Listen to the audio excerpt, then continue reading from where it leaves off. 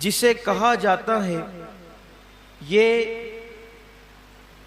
حضرت ابو الانبیاء سیدنا ابراہیم علیہ السلام کی سنت ہے۔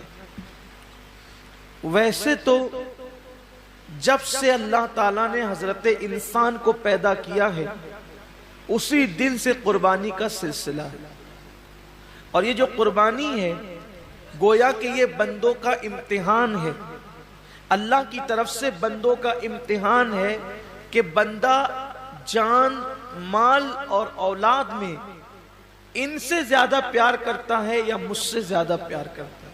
یہ امتحان ہے اللہ کی طرف سے، آزمائش ہے۔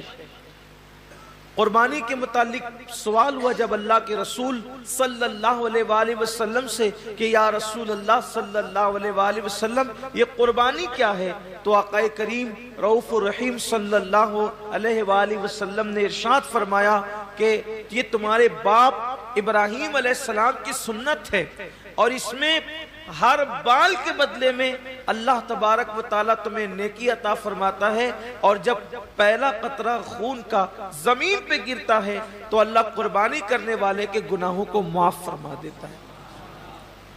یہ تو آپ سنتے ہیں، بار بار سنتے ہی رہتے ہیں، لیکن جو آیہ کریمہ قربانی کے موقع پہ پڑھی جاتی ہے، جو آیہ کریمہ قربانی کے موقع پڑھی جاتی ہے، اللہ اپنے حبیب سے فرماتے ہیں قل ان صلاتی ونسکی ومحیای ومماتی للہ رب العالمین۔ اے محبوب آپ فرما دیں کہ میری نماز، میری قربانیاں، حتیٰ کہ میرا جینا اور میرا مرنا سب اللہ کے لیے۔ اصل بات یہ آتی ہے اس دور میں کہ قربانی اللہ کے لیے ہونا چاہیے، قربانی بلکہ قربانی ہی نہیں، ہر کام اللہ کے لیے ہونا چاہیے۔ لیکن کل تک شادیوں میں دکھاوا تھا، کل تک ظاہری اعمال میں دکھاوا تھا، اور اب لوگوں کے یہاں عبادت میں بھی دکھاوا پیدا ہو گیا، اور خاص طور پر قربانی کے موقع پر یہ چیزیں زیادہ دیکھنے میں آتی ہے کہ لوگ دکھاوا زیادہ کرتے ہیں، اور لوگ اس پر گفتگو کرتے ہیں کہ اس کا جانور اتنے میں آیا اور اس کا جانور اتنے میں آیا۔ آپ جانور کتنے کا لاتے ہیں یہ اللہ کے نزدیک اہم نہیں ہے، آپ جانور کتنے کا لاتے ہیں یہ اللہ کے نزدیک اہم نہیں ہے، آپ جانور کیوں لا رہے ہیں یہ اللہ کے نزدیک اہم ہے۔ اس لیے کہ حدیث پاک میں آتا ہے کہ قیامت کے دن جب انسان کے اعمال کا دفاتر لے کر فرشتے اللہ کی بارگاہ میں پہنچیں گے تو ان کی نیکیاں بہت ساری ہوگی، اور فرشتے پیش کریں گے اللہ یہ کتنی نیکیاں لے کر کے آیا ہے۔ اللہ فرمائے گا فرشتوں تم نے صرف نیکی لکھی ہے کہ اس نے نیکی کی ہے، تمہاری نظر نیکی پر ہے، میری نظر نیکی کیوں کی ہے اس پر ہے، کیونکہ وہ علیم بذات الصدور ہے، وہ علیم و خبیر ہے۔ اللہ فرماتے ہیں کہ اس نے کیا کیوں ہے، اس پر میری نظر ہے۔ اے میرے فرشتوں اس نے نیکی تو کی ہے مگر میرے لیے نہیں کی ہے، اس لیے اسے گھسیٹتے ہوئے جہنم کے اندر لے جاؤ۔ انسان کتنا لگا رہا ہے یہ قیمتی نہیں ہے، کیوں لگا رہا ہے؟ للہ رب العالمین، اللہ کے لیے ہونا چاہیے۔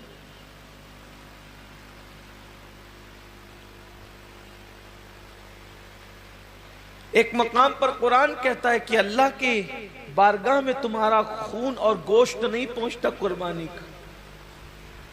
سورہ حج میں اللہ کا ارشاد ہے کہ تمہارا گوشت اور خون اللہ تک نہیں پہنچتا، اللہ تک تو تمہاری دلوں کی نیتیں پہنچتی ہیں، تمہارے دلوں کا تقوی پہنچتا ہے۔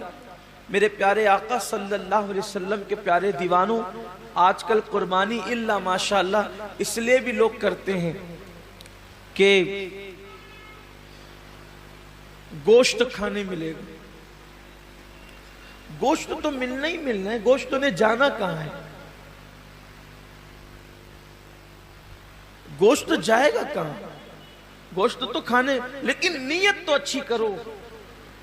ہمارے بزرگوں نے فرمایا کہ اعمال سیکھنے سے پہلے اعمال کی نیت سیکھا کرو،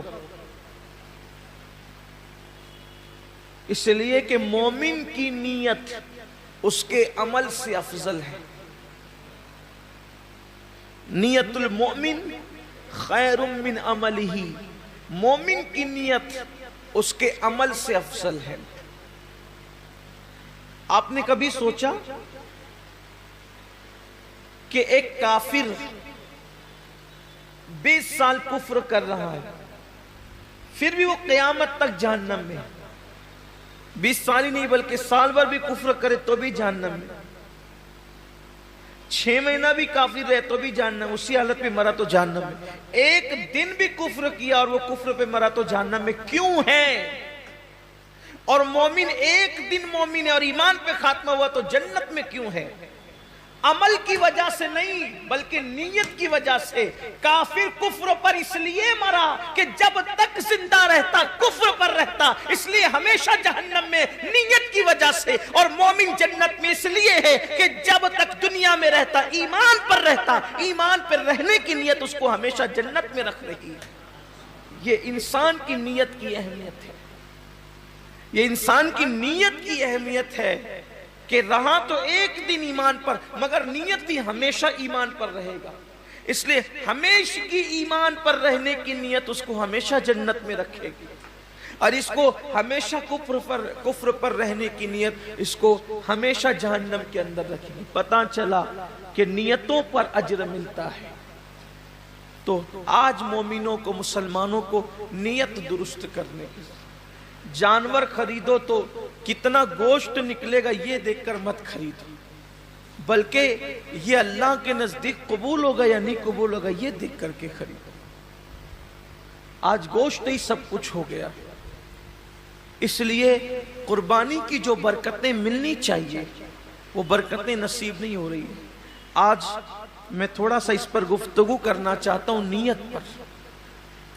نیت کا بڑا عمل دخل ہے، جیسی نیت ہوگی، آپ نے سنا ہوگا جیسی نیت ہوگی ویسی برکت ہو۔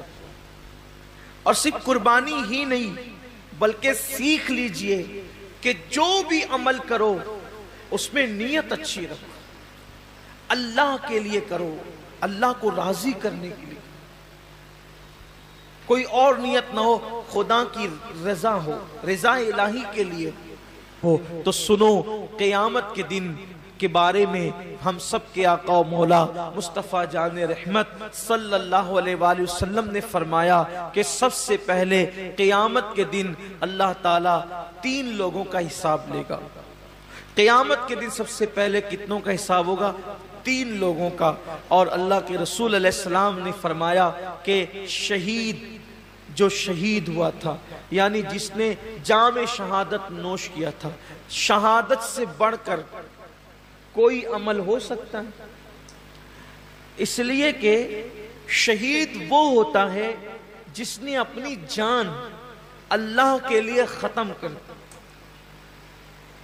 یعنی جان ہی دے دی اس نے۔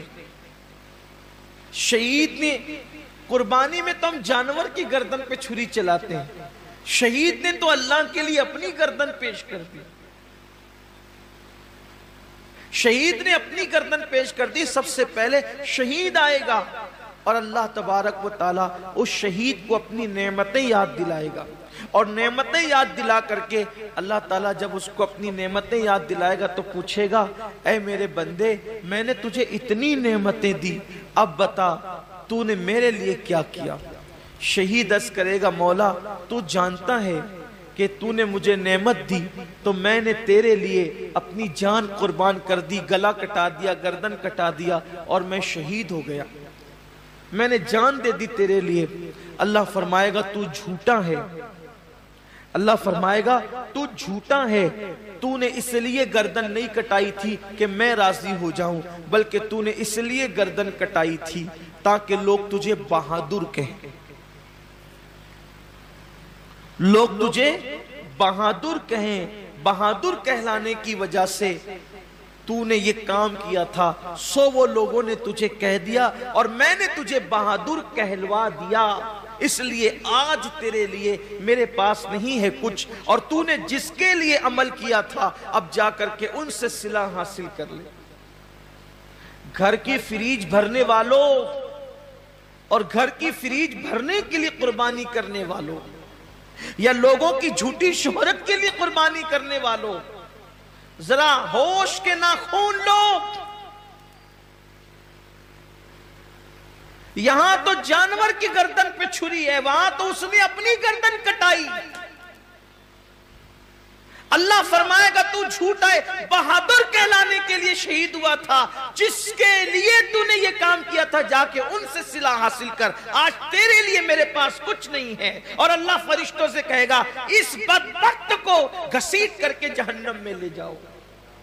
میں یہ نہیں کہتا کہ قربانی کا گوشت گھر میں رکھنا جائز نہیں، پورا بھی رکھ سکتے ہو، لیکن اللہ کے لیے تو کوئی قربانی کرے۔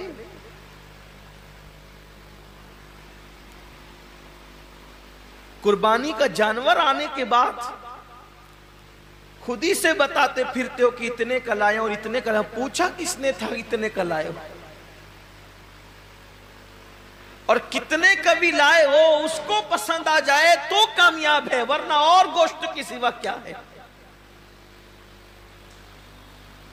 اس کا چرچا مت کرو کہ آپ قربانی کتنے کی کریں، اس لیے کہ کبھی کبھی وہ بہت چھوٹوں کی بھی قبول کر لیتا ہے،